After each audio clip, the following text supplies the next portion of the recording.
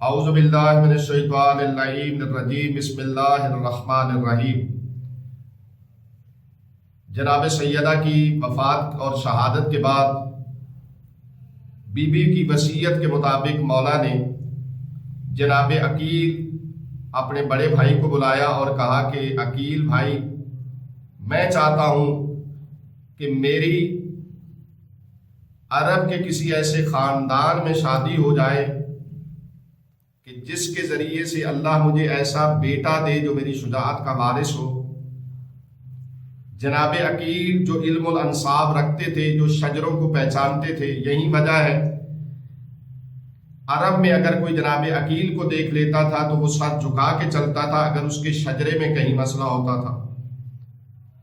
جناب عقیل سے جیسے ہی مولا نے مشورہ لیا، جناب عقیل نے کہا کہ اگر آپ مجھے وکیل کریں تو میں حزام جو کلابیہ خاندان کا سردار ہے اس کے پاس جاتا ہوں اور آپ کے لیے رشتہ اس کی بیٹی کا لے کے آتا ہوں۔ مولا نے جناب عقیل کو وکیل مقرر کیا۔ جناب عقیل دروازے پہ گئے، جناب حزام سے ملاقات ہوئی۔ جناب عقیل نے اپنا مدعا پیش کیا کہ مجھے رشتہ چاہیے اپنے خاندان میں۔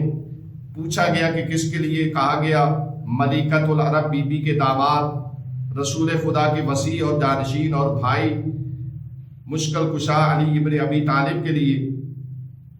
حزام نے کہا کہ میں اپنی بیٹی سے پوچھنا چاہتا ہوں۔ گھر میں گئے، جناب حزام دیکھا کہ دونوں ماں بیٹی جانماز پہ بیٹھی ہیں۔ وہیں پہ جیسے ہی جناب حزام نے پوچھا،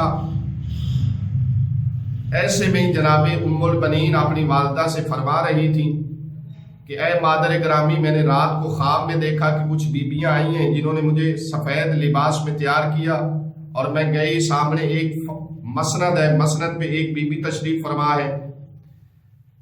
دیکھا کوئی اور بی بی نہیں بلکہ رسول خدا کی بیٹی جناب فاطمہ ہے۔ میں جناب سیدہ کے سامنے جھک گئی اور ان کو سلام کیا۔ بی بی نے میری گود میں کچھ ڈالا۔ جب میں نے اس کو دیکھا تو وہ کچھ موتی تھے۔ اچانک وہ آسمان کی طرف ایک چاند بن کے اور 3 ستارے کی شکل میں آسمان کی طرف بلند ہوئے۔ اس سے جب میں نے پوچھا تو بتایا گیا کہ اللہ آپ کو 4 بیٹے دے گا جن میں سے 3 ستاروں جیسے ہوں گے اور 1 چاند جیسا ہوگا۔ وآخر دعوانا ان الحمد للہ رب العالمین۔